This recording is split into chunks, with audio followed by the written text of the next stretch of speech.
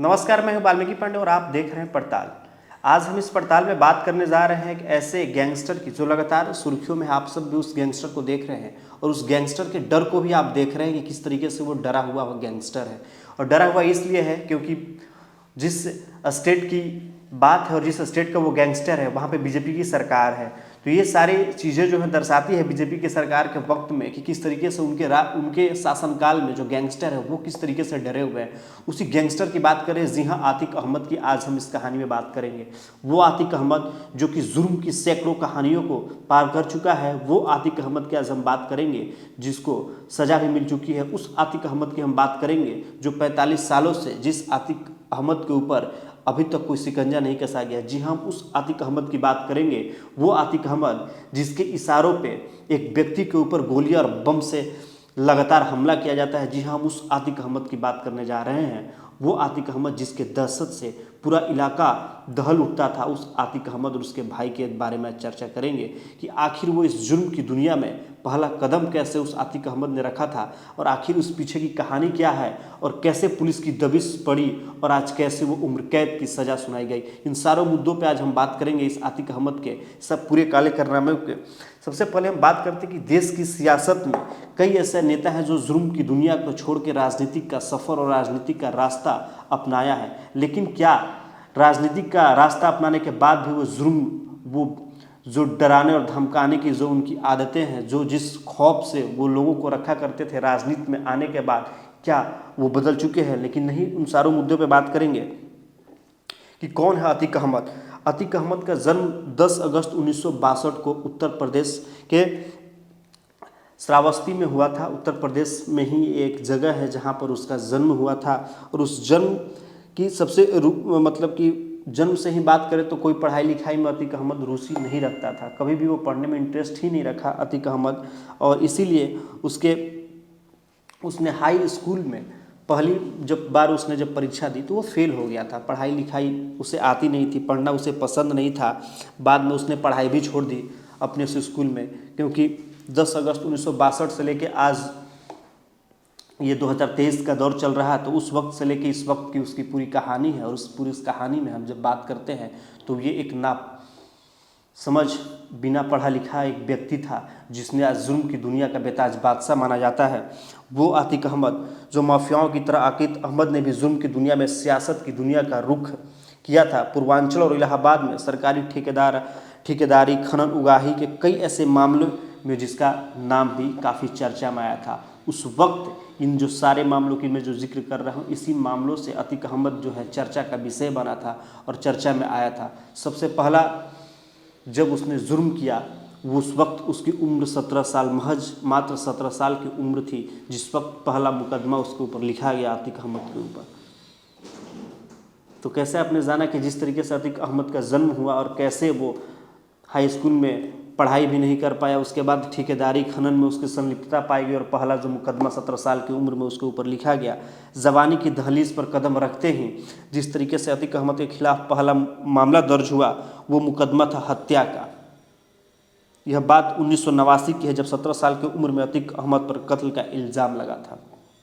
उसके बाद आतिक ने पीछे मुड़कर कभी नहीं देखा और साल दर साल उनके जुर्म की किताब के पन्ने भरते जा रहे थे और जुर्म के इस नए आने वाले दौर में उभरता हुआ एक गैंगस्टर दिखाई दे रहा था पूरे उत्तर प्रदेश के इस राज्य में। लेकिन जिस तरीके से अब हम बात करेंगे, हालांकि जो आतिक अहमद की आज के समय में जो परिस्थितियां आतिक अहमद की, उस पर हम चर्चा करेंगे, उस पर हम बात करेंगे कि 17 साल का उम्र जो पहला जो कि पड़ाव वो दहलीज था उसका, जिस तरीके उसके ऊपर जो मुकदमा दर्ज किया गया और आज 17 साल पहले का जो मुकदमा था उसमें उसे उम्र कैद की सज़ा दी गई। 17 साल में पहला मुकदमा दर्ज हुआ और 17 साल पहले और 17 साल बाद का जो एक मामला था उमेश पाल, उसमें उसे उम्र कैद की सज़ा दी गई। तो ये 17 साल, 17 जो नंबर है आतिक अहमद के लिए बहुत ही खतरनाक साबित हुआ आने वाले समय में। तो 17 साल पहले उसकी किडनैपिंग हुई थी उमेश पाल की, 17 साल बाद उसका कत्ल कर दिया गया। अब उसकी मुर्दा जसमतीत की किडनैपिंग के केस में एक फैसला आया और उस फैसले के साथ ही कि अहमद की एक 45 साल पुराना एक रिकॉर्ड टूट गया। 45 साल तक अतीक अहमद का जो दहशत पूरे उत्तर प्रदेश के साथ साथ कई और राज्यों में भी अतीक अहमद का जो दहशत था, जो खौफ था 45 सालों से, आखिर पुलिस अपने शिकंजे में ले नहीं पा रही थी अतीक अहमद को।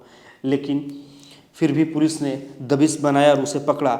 जुर्म के मैदान में जुर्म का सैकड़ा ठोक चुका अतीक अहमद पहली बार आउट हुआ, और वो भी उम्र भर के लिए।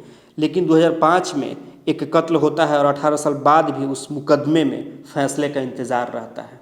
यह अतीक अहमद की 2005 की कहानी है। 2006 में उसी कत्ल में एक चश्मदीद का अपहरण होता है और 2023 में उस चश्मदीद का भी कत्ल हो जाता है। और अब 28 मार्च 2023 को एक फैसला आता है, जिस फैसले में अतीक अहमद को उम्र कैद की सज़ा सुनाई जाती है। तो ये पूरा मामला है और इस मामला में हम जानेंगे कि आखिर किस तरीके से इस मामले में अतीक अहमद को उम्र कैद की सज़ा सुनाई गई, और ये उम्र कैद का जो मामला था, उमेश पाल का जो ये हत्या का जो मामला था, आखिर वो कैसे हुआ, कैसे ये मामले में आखिर 45 सालों का गुनाह का बादशाह अतीक अहमद के ऊपर पुलिस ने शिकंजा कसा और उसे अदालत से उम्र कैद की सज़ा सुनाई गई।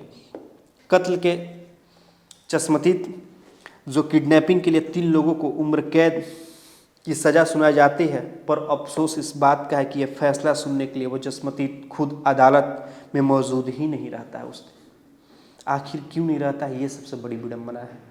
वो इसलिए नहीं रह पाता है कि जो कि उसका कत्ल हो चुका रहता है। ये इस अतीक अहमद का खौफ था। और इसी मामले में तो एक कहावत है कि ऊपर वाले के यहाँ देर होती है अंधेर नहीं। तो इसको देखते हुए जिस तरीके से जो अदालत ने आखिर फैसला लिया अतीक अहमद के खिलाफ में, और वो चश्मदीद गवाह उस फैसले को सुनने के लिए और देखने के लिए जिंदा नहीं रहा था। ये उमेश पाल की आखिरी तस्वीर है। इसी साल, इसी 24 फरवरी को अजीब इत्तेफाक की बात होती है।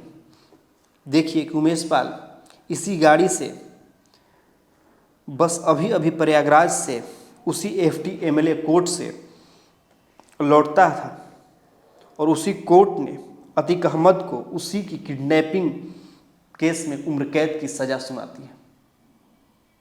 जिस FD MLA कोर्ट से वो घर वापस लौटता है, उसी कोर्ट ने उस अतीक अहमद को उम्र कैद की सज़ा सुनाई थी। 24 फरवरी को इसी केस की आखिरी सुनवाई थी। उमेश पाल की सुनवाई तो पूरी हो चुकी थी, लेकिन विपक्ष की सुनवाई कुछ अधूरी रह गई, जिसके लिए कोर्ट ने अगली तारीख 27 फरवरी दी। मगर कोर्ट से घर पहुंचते ही उमेश पाल पर गोलियों और बमों से हमला कर दिया जाता है, और मौके वारदात उमेश पाल का जाना एक इत्तेफाक नहीं होता है। पूरी साजिशन वो मौके वारदात पर ही दम तोड़ चुका होता है। उसके साथ ही खुद की किडनैपिंग का आखिरी फैसला सुनने के लिए अब वो इस दुनिया में मौजूद नहीं था।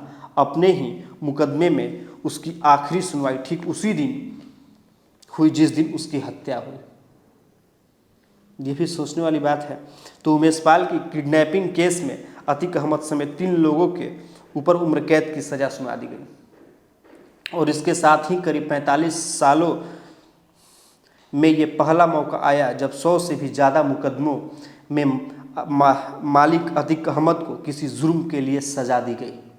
ये पहला बार हुआ था ऐसे इस 45 साल के इस पूरे अतीक अहमद के अपने इस खौफ गैंगस्टर की दुनिया में, जहाँ पर वो जिसे बिताज बादशाह कहा जाता था।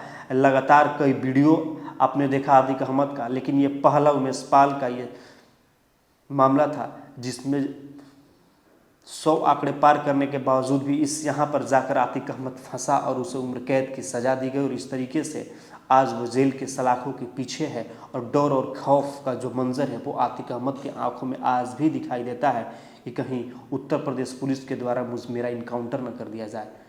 क्योंकि लगातार आप वीडियो भी देख रहे थे, लगातार मीडिया की कवरेज भी आप तक पहुँच रही थी, किस तरीके से जब शिफ्टिंग की जा रही थी अतीक अहमद की, उस वक्त कैसे लगातार कवरेज की जा रही थी, और वो डर, वो खौफ जो था साफ तौर पे अतीक अहमद के आंखों में दिखाई दे रहा था। लेकिन बस क्या था कि बस वही कि जो ऊपर वाले चाहते हैं वही होता है कि जिस दिन उसकी सुनवाई हुई उस दिन वो चश्मदीद गवाह उस कोर्ट में उपस्थित नहीं था अपना फैसला देखने के लिए। तो इसी तरीके से आप बने रहिए, लगातार और भी पड़ताल में जिस तरीके से जो कहानियाँ आएंगी वो आप तक पहुँचाया जाएगा। और आप सब अपना ख्याल रखें और हमारे साथ बने रहें।